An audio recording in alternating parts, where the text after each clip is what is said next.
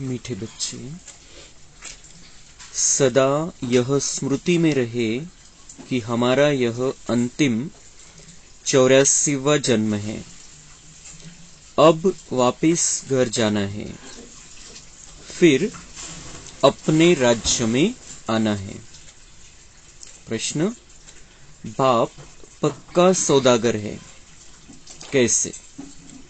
उत्तर, जो अभी साहूकार है, जिन्हें पैसे का नशा है, बाबा कहते हैं तुम यहाँ की अपनी राजाई संभालो। उनका बाप स्वीकार नहीं करता है।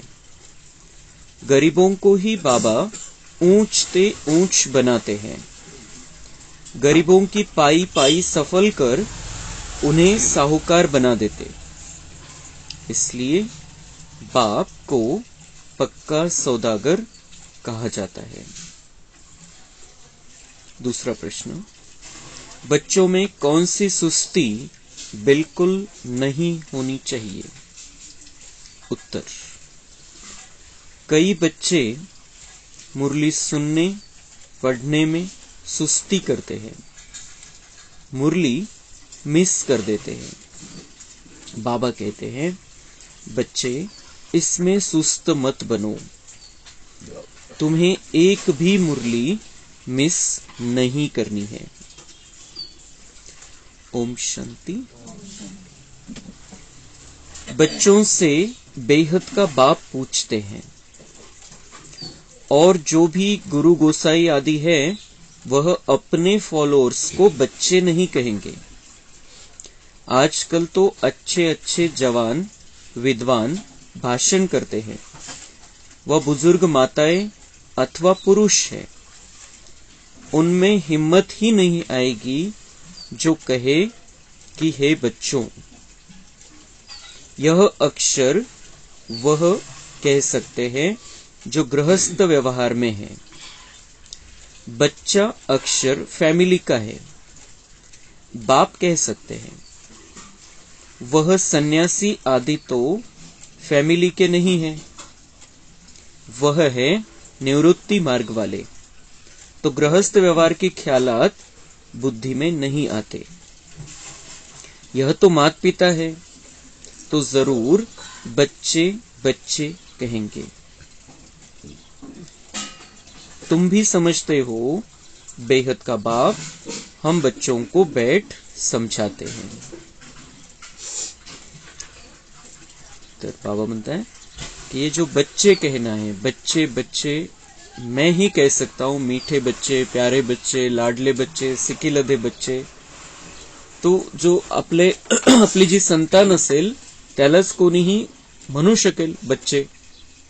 दुनियेमध्ये बाबा म्हणताय की वेगवेगळे भाषण, बरेच जण भाषण करतात, खूप चांगलं भाषण करतात, खूप मोठे मोठे विद्वान आहे, खूप बुजुर्ग माता आहे, खूप भाई आहे, जे भाषण करतात चांगलं मोठं या कलियुगी दुनियेमधले, पण कोणीही नाही म्हणू शकत सगळ्यांना संबोधून कि हे मेरे बच्चों, नहीं बोल सकता है वो, क्योंकि बाबा म्हणता है कि ये जब वो समझता है कि ये हमारा परिवार है, परिवार में जो बड़ा होता है वो छोटों को कह सकता है बच्चे।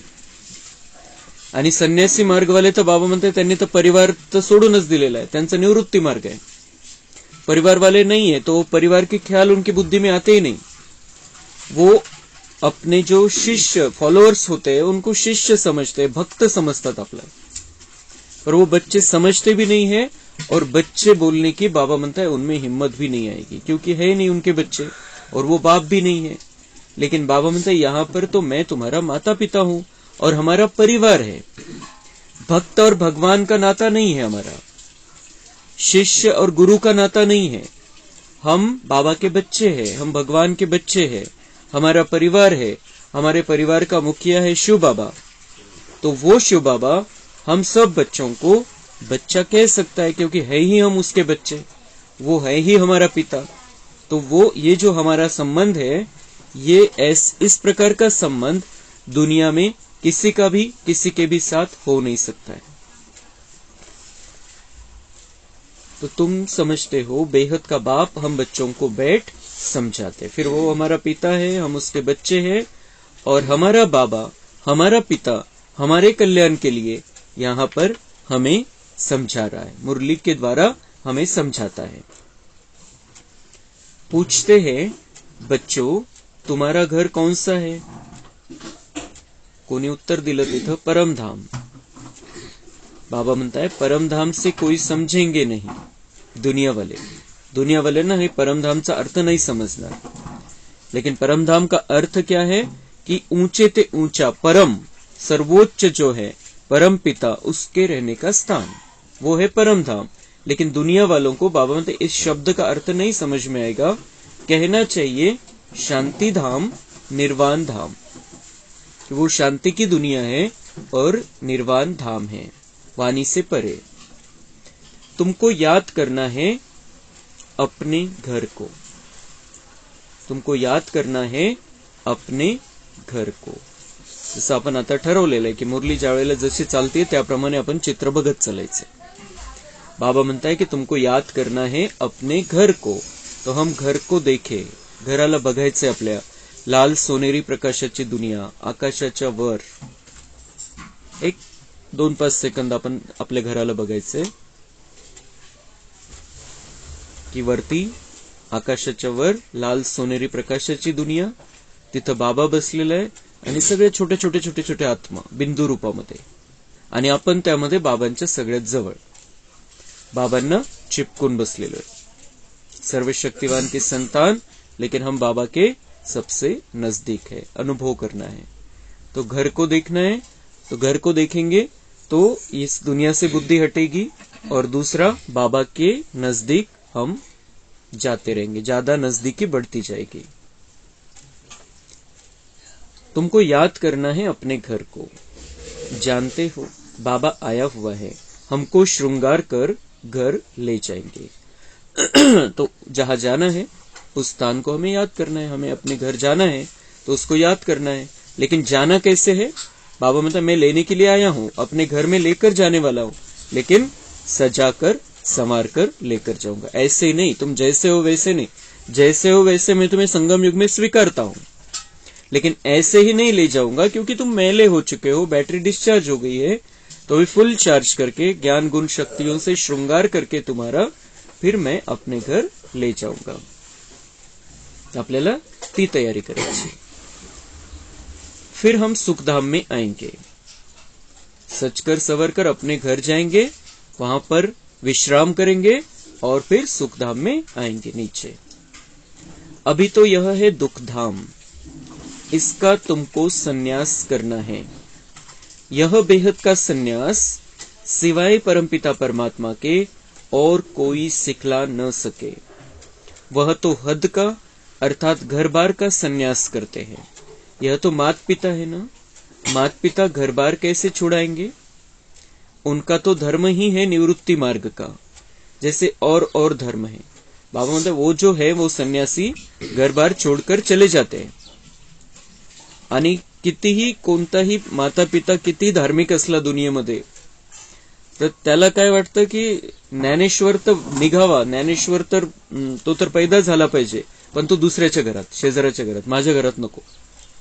तो वो बाबा म्हणता है कोई भी माता पिता अपने बच्चों को संन्यास लेने की प्रेरणा नहीं देता है कि जाओ तुम घर से भाग जाओ, घर से निकल जाओ। तो बाबा म्हणता है मैं भी तुम्हें कैसे ये प्रेरणा दे सकता हूँ कि अपना घर बार छोड़ो। मैं तो तुम्हारा माता पिता हूँ, मैं तो तुम्हें सिखाऊंगा कि संसार में कैसे रहना है, मैं संन्यास लेना थोड़ी सिखाऊंगा, मैं तुम्हारा माता पिता हूँ। तर हे जे बाबांचे शब्द आहे, त्या शब्दांना आपण मध्ये जितकं घेत जाऊ तितकं तितकं बाबांशी आपली जवळीकता वाढत जाईल, तितका तितका आपला संबंध बाबांशी प्रेमाचा बनत जाईल। बाबा म्हणते मैं तुम्हारा माता पिता हूं, मैं तुम्हें संन्यास करने के लिए कैसे सिखाऊंगा, घर बार कैसे छुड़ाएंगे। बाबा म्हणते माता पिता घर बार कैसे छुड़ाएंगे, उनका तो धर्म ही है निवृत्ति मार्ग का, जैसे और धर्म है। आर्य समाजी, राधा स्वामी, बाबा म्हणताय अनेक प्रकारचे संन्यासांनी वेगवेगळ्या प्रकारचे धर्म पंथ निर्माण केलेले, तर त्यामध्ये आर्य समाजी है, राधा स्वामी है। अभी राधा का स्वामी कौन है, त्या शब्दाची बाबा मजा घेत आहे। बाबा म्हणताय राधा स्वामी नाव ठेवलेलं आहे. त्यांची एक भावना आहे, राधा स्वामी मध्ये जे जातात त्यांची एक भावना आहे, पण ती भावना त्या हिशोबाने नाहीये. ती राधा म्हणजे आत्मा समजतात आणि स्वामी म्हणजे आत्म्याचा स्वामी परमात्मा असं आहे. पण बुद्धी कशामध्ये जाईल? शेवटी देहभानाची बुद्धी आहे, तर त्यांची बुद्धी त्यामध्ये जाईल की राधा स्वामी, राधा का स्वामी हे श्रीकृष्ण, यामध्ये त्यांची बुद्धी जात. तर त्याची मजा घेत आहे बाबा. बाबा म्हणताय अभी राधा का स्वामी कौन है यह कोई भी नहीं जानते हैं. वास्तव में राधे कृष्ण तो प्रिंस प्रिंसेस है, आपस में दोनों सखा सखी ठहरे, उनको राधा का स्वामी नहीं कहेंगे. राधा आणि कृष्ण बालपणामध्ये, बाबा म्हणतात त्यांचं लग्न झालेलं नाहीये, स्वयंवर झालेलं नाहीये, तेव्हा तो श्रीकृष्ण राधेचा स्वामी नाहीये. आपसामध्ये बाबा म्हणतात भले तुम्ही म्हणा सखा सखी है, वो एक राजधानी की वो राधा, एक राजधानी का श्री कृष्ण, तो प्रिंस प्रिंसेस है. लेकिन बाबा म्हणता है राधा का स्वामी श्री कृष्ण नहीं है. फिर मग कसं है, जब राधा का स्वामी बनता है फिर नाम बदलकर लक्ष्मी नारायण नाम पड़ेगा, श्री नारायण स्वामी है. हाँ, जब तक शादी नहीं की है तब तक स्वामी नहीं कहेंगे. यह समझने की बात है. तो बाबा म्हणता है भले ही कह सकते हैं कि लक्ष्मी का स्वामी नारायण है, लेकिन राधा का स्वामी श्री कृष्ण नहीं है, क्योंकि वो जब स्वामी बनता है राधा का तब वो श्री कृष्ण ही नहीं है, वो नारायण बन जाता है. स्वयंवरानंतर नाव चेंज होतं. तो बाबा ये, क्योंकि दुनिया वालों को ये पता नहीं कि राधा स्वामी लक्ष्मी नारायण बनते, म्हणून बाबा ते क्लियर करता है.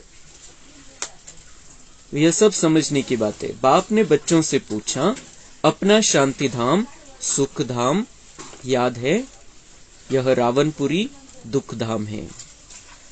मुझे तुम सीताओं को रावण की जेल से छुड़ाना है. बाबा म्हणता याद है सुख धाम और शांति धाम, तो हमें परम धाम को देखना है और सुख धाम नई दुनिया को देखना है. मेरे सुंदर सुंदर महल है, बहुत सुंदर दुनिया है, वो बहुत सुंदर वातावरण है, पशु पंछी बहुत अच्छे हैं.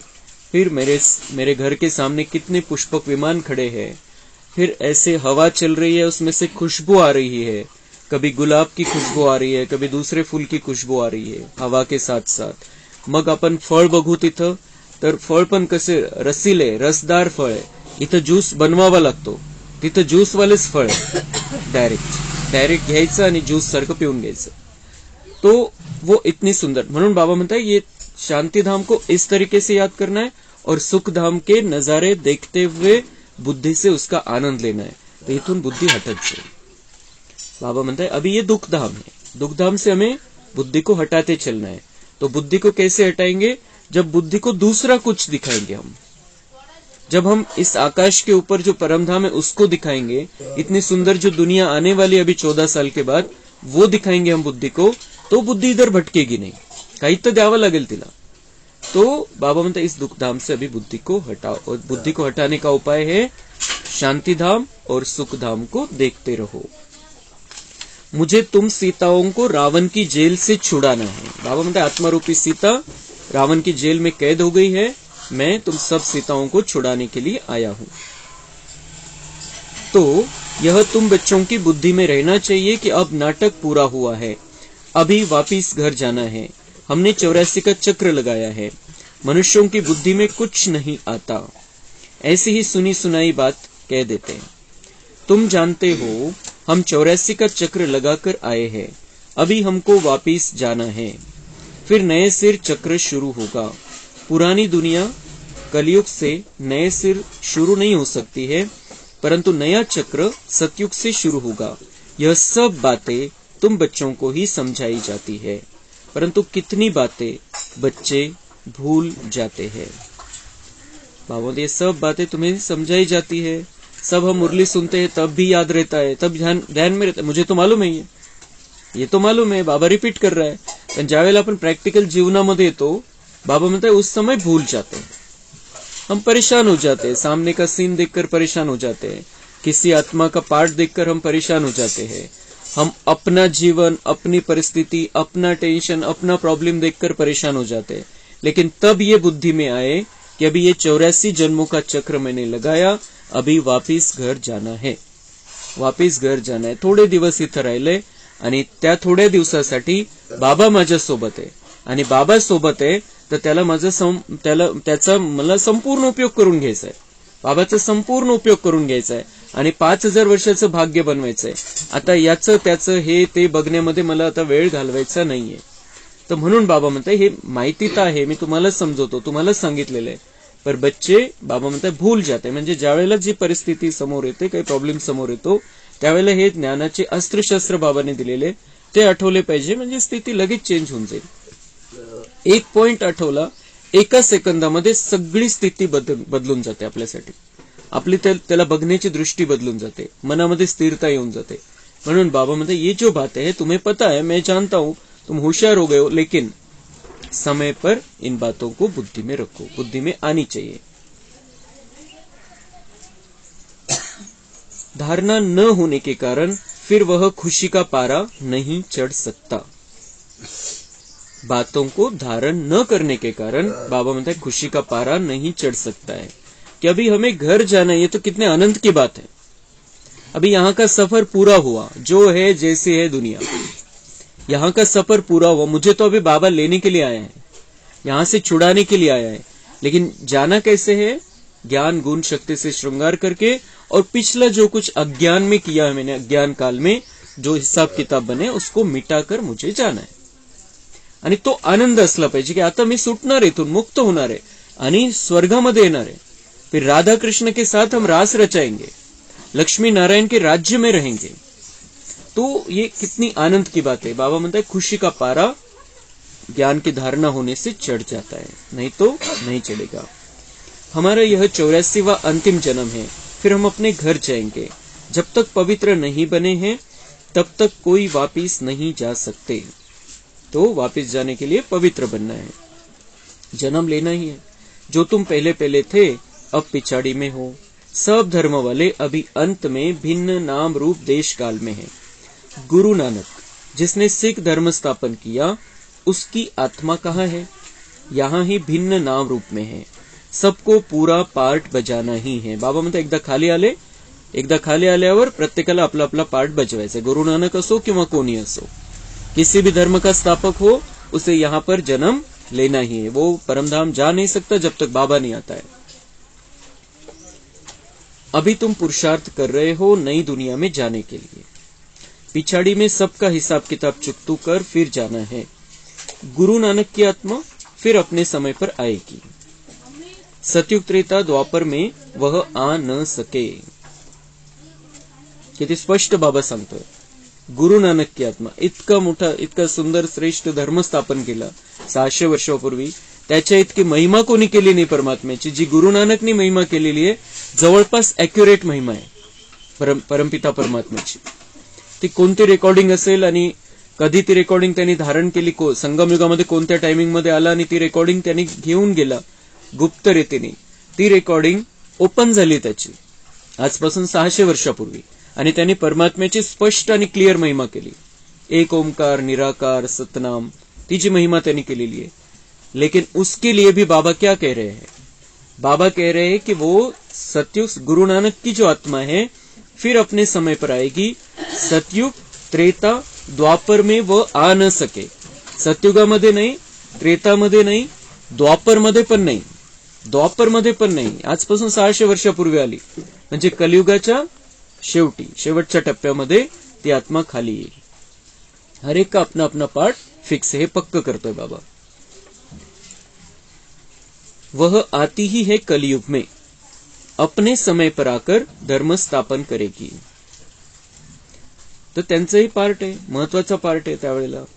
कारण बाबा नाहीये तर कोणी ना कोणी याच्यानंतर तो, त्याच्यानंतर तो, असं काही पाहिजेच कोणी ना कोणी रिपेअरिंग वाले. तर हे शेवटच्या टप्प्यामध्ये गुरु नानकला ठेवलेलं आहे ड्राम्यानुसार. तो अपने समय पर आकर धर्म स्थापन करेगी. नंबरवार अवतार आते हैं जो आकर अपना धर्म स्थापन करते हैं. पहला नंबर अवतार है भगवान का. अब निराकार कैसे अवतार ले? बताते हैं मैंने इस चोले का आधार लिया है. यह अपने जन्मों को नहीं जानते. शरीर तो इनका है ना, गाया भी जाता है आए देश पर आए, और सब अपने देश अपने शरीर में आते हैं. हाँ, धर्मस्थापक दूसरे के शरीर में आ सकते हैं, फिर उनका नाम होता है. पवित्र आत्मा आकर प्रवेश करेगी। जो पहली आत्मा है वह धर्म स्थापन नहीं करेगी। जो आत्मा प्रवेश करेगी वही स्थापना करेगी। सितम आदि पहले वाली आत्मा सहन करती है। जैसे क्राइस्ट की आत्मा आई, वह तो सतो प्रधान थी, उनको कुछ सहन नहीं करना है, उनको तो पहले सतो में ही आना है। तो जो पहली आत्मा है वह सहन करती है। दुख तो आत्मा को ही होता है ना, जब शरीर के साथ है। धर्मराज भी शरीर धारण कराए सजा देंगे। आत्माओं को फील होता है कि हम सजा खा रहे हैं, इसलिए कहा जाता है पापात्मा पुण्यात्मा। पाप शरीर पुण्य शरीर नहीं कहा जाता है। सन्यासी तो कह देते हैं आत्मा निर्लेप है, शरीर पर पाप लगता है। तर बाबा म्हणताय की जे धर्मस्थापक आहे त्या धर्मस्थापकांची आत्मा कशामध्ये आली? त्यांनी डायरेक्ट जन्म नाही घेतला, कारण हे सगळे धर्मस्थापक जे आलेले द्वापर नंतर आलेले, आणि द्वापर मध्ये त्यांनी जर असा जन्म घेतला बाकीच्यांसारखा, तर याचा अर्थ काय होईल की त्यांनाही गर्भजेल मधून मग ते बच्चे बनतील, मग मोठे होतील, मग धर्म स्थापन करतील।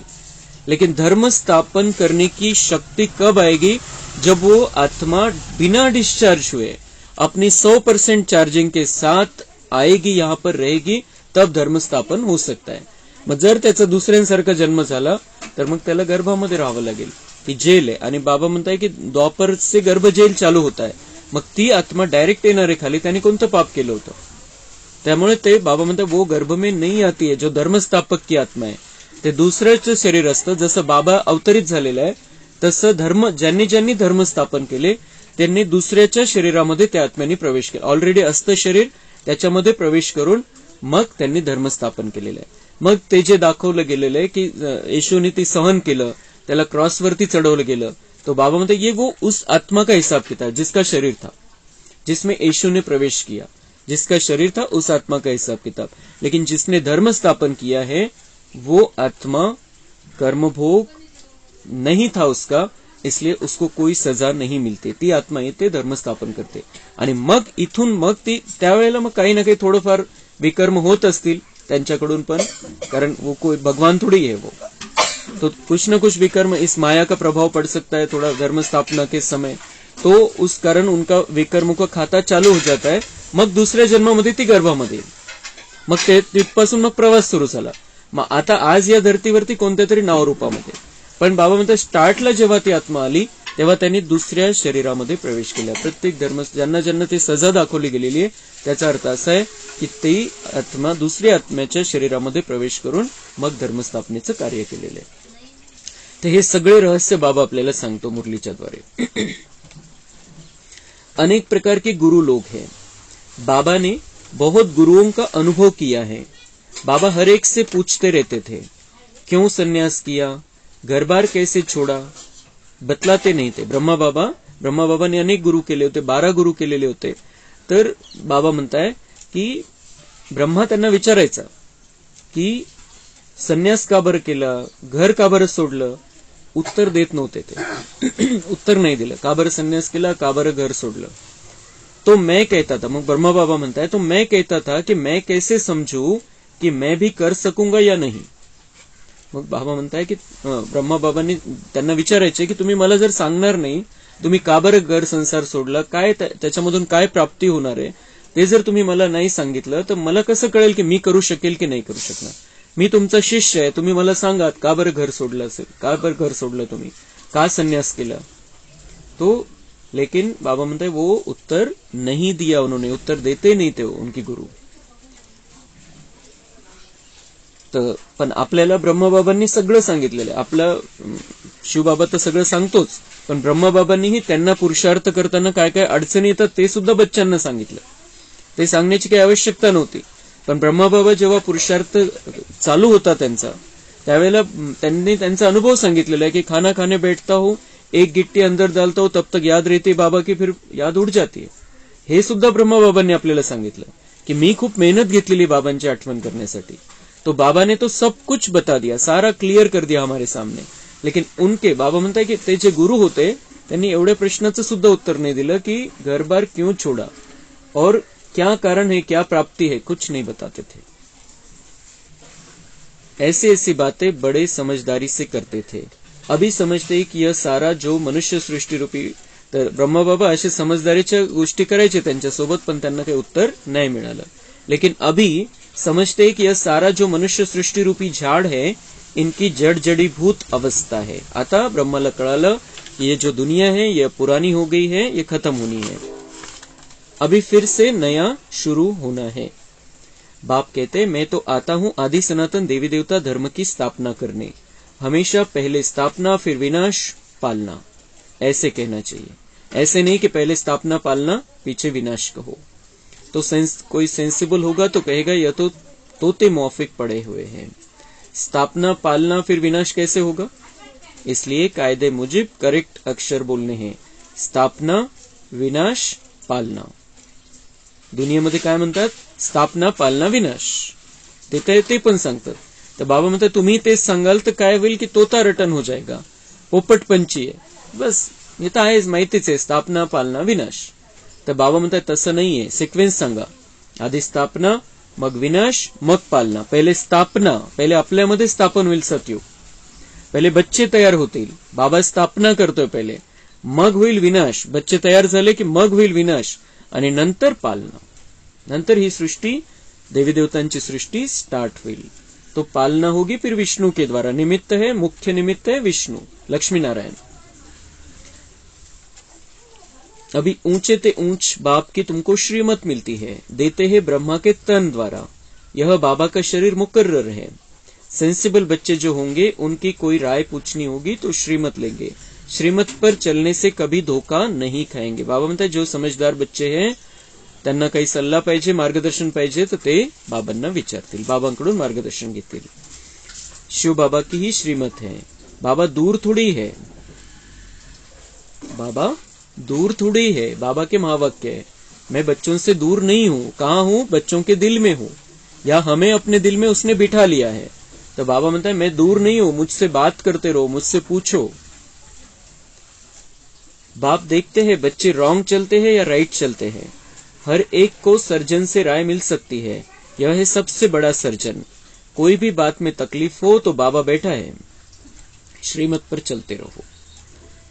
बाबांचे हे महावाक्य आपल्या कानामध्ये सदा राहिले पाहिजे, ते ऐकता आलं पाहिजे आपल्याला कंटिन्युअस. बाबा क्या कह रहा है? बाबा दूर थोड़ी है. दूसरा बाबा म्हणतोय की बाबा बैठा है, कोई भी बात में तकलीफ हो तो बाबा बैठा है, बाबा बैठा है, मेरा बाबा बैठा है. किती मोठी हिमतीची गोष्ट आहे, किती शक्ती भरतोय बाबा आपल्यामध्ये हे सांगून कि बाबा दूर नहीं है और कोई बात में तकलीफ है तो बाबा बैठा है. तो ती इतकं जवळीकता निर्माण करायची आपल्याला बाबांच्या सोबत. कुछ भी हो जाए पहले बाबा को बताना है, और बहुत विश्वास के साथ. संशय किंवा कोणताही टेन्शन मनामध्ये घेऊन बाबांना नाही सांगायचं. खूप शुद्ध भावनेनी, स्वच्छ मनानी, स्थिर बुद्धीनी बाबांना सगळं ऐकवायचंय. तो बाबा से मदद मिलेगी. फिर बाप गरीब निवास है. ऐसे तो बाप को बच्चे चाहिए जो गरीब से गरीब हो और पढ़कर ऊंचे ते ऊंचा चढ़ जाए. आजकल सब गरीब है. 10-20 लाख तो कुछ भी नहीं है. 10-20 करोड हो तो साहूकार कहा जाए. ही त्यावेळची मुरली आहे, 50-60 वर्षापूर्वीची. बाबा म्हणताय 10-20 लाख तो कुछ भी नहीं है, 10-20 करोड़ हो तो भले साहूकार कह सकते हैं उसको. लेकिन बाबा को कौन से बच्चे चाहिए? गरीब से गरीब बच्चे चाहिए. गरीब से गरीब बच्चे जिनकी बुद्धि में अपने पैसे का नशा नहीं है, अपनी प्रॉपर्टी का नशा जिनकी बुद्धि में नहीं है, ऐसे गरीब बच्चे बाबा को चाहिए. बाबा म्हणता है जो गरीब से गरीब हो और पढ़कर ऊंचे ते ऊंचा चढ़ जाए. ती गरिबी आणली पाहिजे आपण आपल्यामध्ये की मेरा कुछ भी नहीं है, सब कुछ बाबा का है. ही झाली गरिबीची अवस्था. काही असू दे आपल्याकडे, सब कुछ बाबा का है. तो असे गरीब बच्चे बाबांना पाहिजे. तो ऐसे गरीब बच्चों को जिन्होंने सब कुछ बाबा को अर्पण कर दिया है, ऐसे बच्चों को बाबा पढ़ाकर ऊंचे ते ऊंचा चढ़ा देगा. बाबा ने समझाया है पदमपति यह वर्षा ले नहीं सकेंगे, वह अर्पण हो न सके, न बाबा अलाउ करेंगे. गरीबों की पाई पाई सफल होती है. ऐसी क्या पड़ी है? यह भी पक्का सौदागर है, इसलिए साहूकार आते नहीं. बाप कहते हैं तुम अपनी राजाई संभालते रहो। तो बाबा म्हणता है कि पदमपती यहाँ आकर वर्षा नहीं लेंगे, न बाबा अलाउ करेंगे, क्योंकि जर बाबांना वाटलं एकच उद्योगपतीला बाबा प्रेरणा देईल आणि सगळ्या दुनियेमध्ये बाबांचे सेंटर होऊन जाते, सगळ्या दुनियेमध्ये बाबांचं कार्य चालेल, एकानेच पैसा लावला तरी इतके करोडो हजारो करोड रुपये उद्योगपतीकडे, त्याने जर सगळं समर्पित करायचं ठरवलं तर, लेकिन बाबा म्हणते अलाउ नहीं करेंगे बाबा, क्योंकि गरीबों की पायी पायी सफल करनी है। जसं मग आता सेंटर बनवायचंय तर बाबा तर कोणालाही सांगू शकतो, एकाकडून काम करून घेईल, काही अवघड नाहीये, लेकिन बाबा की ये भावना है कि गरीबों की पाई पाई सफल हो, हर एक बच्चे का पैसा उसमें लगे, तो उसे भी ये भावना है कि ये मेरा है, जहां हमारा धन होगा वहां हमारा मन होगा। तो बाबा नाही तर मग बाबांनी तर काही जसं ब्रह्मा बाबांनी एक साक्षात्काराद्वारे पक्क करून टाकलं आणि ब्रह्मा बाबांनी सगळे पैसे सरेंडर केले, तसं तर बाबांनी अनेक उद्योगपती किंवा एका उद्योगपतीला सुद्धा बाबा अजून करू शकतो, पर बाबा को ये करना नहीं है, क्योंकि अगर जो कोई करेगा फिर उसको ही सब कुछ देना पड़ेगा बाबा को रिटर्न में, और बाबा को तो सब चाहिए नई दुनिया में, राजधानी स्थापन होनी है, सब टाइप के चाहिए, और इसलिए एक का ही अगर सफल कर लेगा बाबा तो बाकियों का भाग्य कैसे बनेगा, और हमारा भाग्य कैसे बनता है, तन मन धन से जो हम सेवा करते हैं उससे भाग्य बनता है। म्हणून बाबा म्हणता है कि यहाँ पर मुझे जो गरीब बच्चे हैं वही चाहिए, और जिनकी बुद्धि में अमीरी का नशा नहीं है वो गरीब है। तो मैं बाबा म्हणता इतका मोठा पक्का सौदागर आहे मी, कारण जर मी त्या पदमपतीचं अलाव केलं, मी त्याचे पैसे जर इथं घेतले, सगळेच्या सगळे पैसे घेतले, तर मला त्याला रिटर्न द्यावं लागेल, आणि त्यालाच रिटर्न देईल तर बाकीच्यांसाठी काय राहील मग शिल्लक, कारण त्याचं त्यांनी सगळं भरपूर सफल करून टाकलं। जसं ब्रह्माबाबांनी त्यांचं सफल केलं तर त्याला महाराजा बनवावं लागलं, या दुनियेचा नंबर 1 ला न्यावं लागलं, क्योंकि उसने अपना सब कुछ सबसे पहले बाबा पर समर्पित कर दिया और उसके बाद अपना कुछ समझा ही नहीं। तो ऐसे बाबा म्हणते और किसी को भी मैं कराऊं और किसी का भी मैं सफल कराऊं तो उसको भी उतना मुझे रिटर्न देना पड़ेगा, तो मैं पक्का सौदा करूं। म्हणून बाबा म्हणते गरीबों की पाई पाई मुझे सफल करनी है। अब तुम बच्चे जानते हो, बाबा आकर सब वेदों शास्त्रों का सार समझाते हैं। यह भी बाबा ने समझाया है, विष्णु को ब्रह्मा बनने में 5000 वर्ष लगते हैं और ब्रह्मा से विष्णु को निकलने में 1 सेकंड, और कोई यह बातें समझ न सके। बाबा कितना अच्छा हिसाब समझाते हैं। विष्णु की नाभि कमल से 84 जन्मों के बाद अभी ब्रह्मा निकला है। तर ते जे भक्ती मार्गामध्ये दाखवतात त्याचा अर्थ बाबांनी सांगितलं की 84 जन्मों के बाद विष्णु से ब्रह्मा बनता है। लास्ट जन्म में ब्रह्मा है और फिर ब्रह्मा से विष्णु बन जाता है, वो सेकंड की बात है। जैसे अभी ब्रह्मा सरस्वती सो फिर लक्ष्मी नारायण बन जाते हैं, सूर्यवंशी बनेंगे फिर चंद्रवंशी बनेंगे। यह सारा चक्र बुद्धि में है। ब्रह्मा सो विष्णु, विष्णु सो ब्रह्मा, यह टॉपिक बहुत अच्छी है। सारे चक्र का राज इसमें आ जाता है। यह सब बातें सेंसिबल बच्चे अच्छी रीति धारण कर सकेंगे और पॉइंट्स लिखते करेक्ट करते रहेंगे। तर बाबा म्हणताय की वेगवेगळे टॉपिक मी तुम्हाला देत असतो, तर त्या टॉपिक वरती तुम्ही चिंतन करायचे, पॉइंट्स लिहून काढायचे, मग त्या आधाराने तुम्हाला कुठं जर सांगायचं असेल, भाषण करायचं असेल तर भाषण करता येईल। प्रॅक्टिस करायची, पॉइंट्स काढायचे, प्रत्येक जे बाबा समजवतो आपल्याला त्याच्यावरचे पॉइंट्स, आणि वेगवेगळ्या मुरलीमध्ये वेगवेगळे पॉइंट्स आलेले असतात, तर ते पॉइंट्स बाबा म्हणतात की लिहून काढा। त्याची प्रॅक्टिस झाल्यानंतर तुम्ही कुठेही सांगू शकता। दैवी गुण धारण करने हैं, मूडी नहीं बनना है, कभी मीठा कभी कैसा, वह फिर सेवा नहीं कर सकते, बहुत मीठा बनना चाहिए। तो बाबा हमें सजाने संवारने के लिए आया है, तो बाबा कह रहा है कि दैवी गुण धारण करने, अभी दिव्यता लानी है, अभी मूडी नहीं बनना है। लहरी मोहम्मद बाबा म्हणताय, आणि त्याच्यासाठी काय आली लहर केला कहर, वेगवेगळ्या प्रकारच्या म्हणी बनवलेल्या मूडी व्यक्तीसाठी। तर बाबा म्हणताय मूडी नहीं बनना है, तुम्हारा मूड सदा मीठा रहना चाहिए, सदा एक रस रहना चाहिए, अप डाऊन नाही झाली पाहिजे स्थिती सदा अचल अडोल राहिली पाहिजे आणि सदा गोड राहायचं। बाबा म्हणते जो विकारों की कड़वाहट है वो आनी नहीं चाहिए तुम्हारे अंदर, कभी मीठा कभी कैसा, वो फिर सेवा नहीं कर सकते। बाबा म्हणते उनके द्वारा सेवा नहीं होगी, जो एक रस है उनके द्वारा ही सेवा हो सकती है। बहुत मीठा बनना चाहिए, बहुत प्यार से किसको समझाना है, तब अच्छा पद मिल सकता है। बहुत प्यार से किसको समझाना है। बाबा म्हणताय तुम्ही जर तुमच्या हुशारीचा नशा दाखवायला लागले, त्याच्याकडे त्याला अक्कलच नाही असं समजून जर त्याला जर काही सांगायला लागले, तो बाबा म्हणताय वो सेवा नहीं हो सकती फिर। तो अगर सेवा करनी है, अगर किसी की बुद्धी का लॉक खोलना है, तो बहुत प्यार से तुम्हें समजाना पडेगा. त्याचा पूर्ण आदर ठेवून, सन्मान देऊन, त्याच्या बुद्धीमध्ये जे काही ज्ञान आहे, भक्तीतलं काय असत नाही, जे ज्ञान आहे त्याचा आदर ठेवून आपल्याला त्याला समजून सांगायचं. तो बहुत प्यार से किसको समझाना है, तब अच्छा पद मिल सकता है. सभी को राजी करना है. यह तो जानते हो, बाबा आकर सभी मनुष्य मात्र को खुश करते हैं. सर्व के सदगति दाता, सर्व को सुख शांति देने वाला है, प्रेम का सागर, सुख का सागर है. तुम्हारा बाप है, बाप जैसा मीठा बनना पड़े.